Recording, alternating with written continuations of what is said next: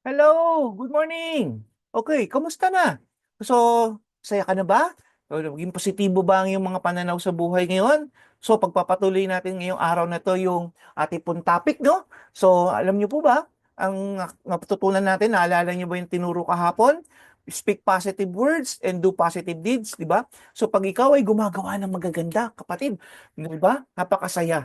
Napakasaya po, di ba? So, anyway, ngayong araw na ito, itong number 6 po, ito yung last points natin. Sabi doon, go to positive places.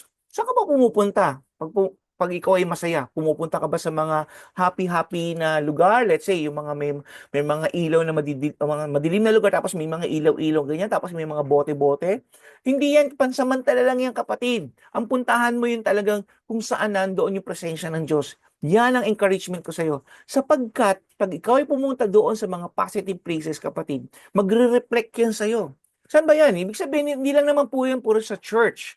Kailangan din yung mga positive places natin kung nandoon yung mga meeting po ng mga Kristiyano. Amen? Sabi nga ng Psalms 122 verse 1, pumunta tayo sa bahay ni Yahweh.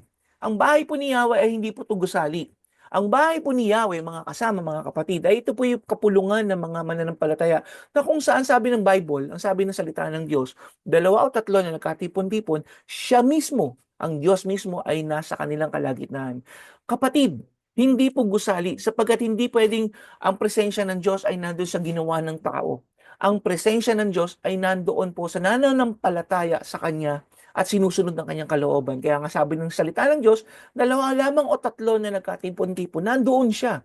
So ito'y pangako ng Panginoon, nandoon ang presensya ng Diyos kung saan nandoon po yung pagtitipon ng mga nananampalataya sa Kanya. Pero ang mga tao po, madalas, ang pinupuntahan po ay happy-happy, halimbawa, piyestahan, birthday yan, di ba? Walang masama naman po doon. Kung saan gumagala, walang masama po dyan mga kasama. Pero ang kailangan natin, i-priority natin, kung saan ba tayo talaga kumukuha ng kalakasan. Ano ba yung talagang pinanggagalingan ng lakas, pinanggagalingan ng saya natin? Walang iba dyan kung hindi si Lord. Lahat mo yung pansamantala lamang, di ba? Pumunta ka sa ibang lugar, makita mo yung napakaganda ng sa tanawin, ang gaganda ng mga gusali, di ba? Ang gaganda ng lahat. Okay. Pagkatapos nun, 'di ba? Parang mapapansin mo parang ay tapos na, parang memory na lang siya, right? Because hindi talaga na-fulfill yung nasa puso po natin. Ano pa ba yung nasa puso dapat natin? Kasi meron po diyan sa puso natin na kailangan po ang Diyos lamang ang talaga magpupuno niyan. Kaya nga sabi niya, punta tayo doon, sabi ni Haring David, punta tayo doon sa bahay ni Yahweh. Pero hindi nga nagpupunta ang karamihan ng tao diyan. So, I encourage you, kung saan ka man nandoon ngayon, kasi iba-iba ang tinatawag natin Sabbath day. Mayroong Linggo, may Sabado, may Friday, di ba? At I don't encourage na Sunday lamang because depende nga yan sa lugar. Let's say, nasa Middle East ka, ikaw ay mananambahan. Ang pinaka-Sunday po kasi doon o Sabbath day nila doon ay Friday. So, ibig sabihin, doon tayo magpunta. So, I encourage you, kung nandito ka man sa Pilipinas, mag-attend ka. Pumunta ka sa inyong local churches, mag-join ka sa small group mo, di ba? Yan po yung fireplace mo, yan po yung positive places mo. Saka ka ngayon gumala. Unahin mo nga, sabi nga ng Matthew 6:33, unahin mo siya. At sabi nga doon, lahat ay daragdag sa'yo. So we cannot find our peace and joy to other places, only in the presence of God. Bakit po? Kasi, tingnan niyo po ang sabi po ng salita ng Panginoon, the fruit of the Spirit is love, joy, peace. So, ibig sabihin, pagkatapos ng love, makikita niyo po doon, meron pa diyang joy and peace. Yun yung kailangan natin, di ba? Sa dami ng problema sa mundong ito, sa dami ng inaharap natin araw-araw, nakakapagod, di ba? Paano ang magiging positibo niyan kung lagi na lang puro negative yung nakikita natin sa paligid natin? So, si Lord po yung magiging positive. Mapapansin mo yung cross, yun po positive. Hindi po yan negative. Kaya pag tinagilid po natin yung cross, X po yun eh. Kaya nga po ginagawa nila, pag Christmas, ginagawang Xmas na eh. Bakit po? Kasi nga po, tinatanggal niya si Christ. Huwag mo natin tatanggalin si Kristo sapagkat siya po yung ating source. Siya naman ang lumikha ng langit at lupa at gumawa sa ating lahat. Amen?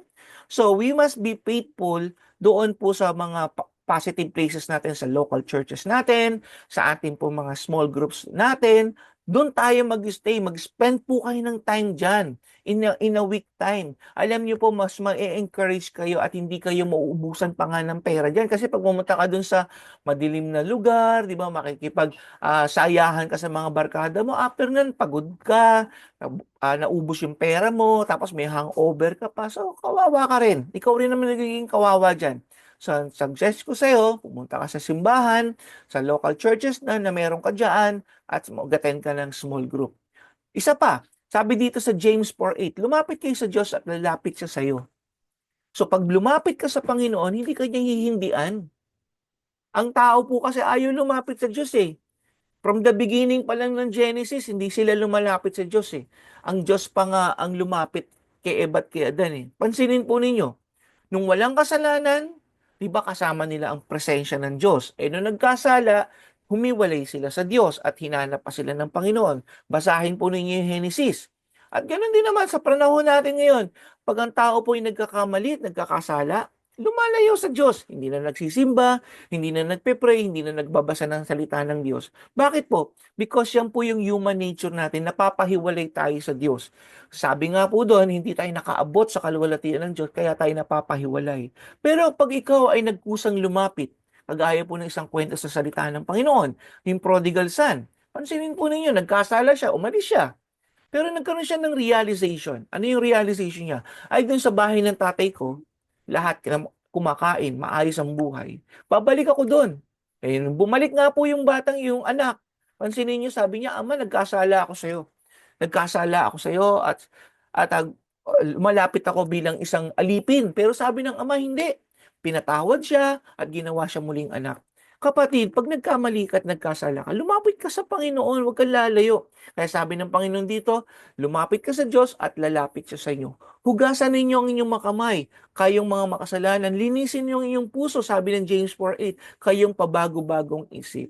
Kaya huwag ka na mag-atubili, kapatid, lumapit ka sa Panginoon at maging positibo ka.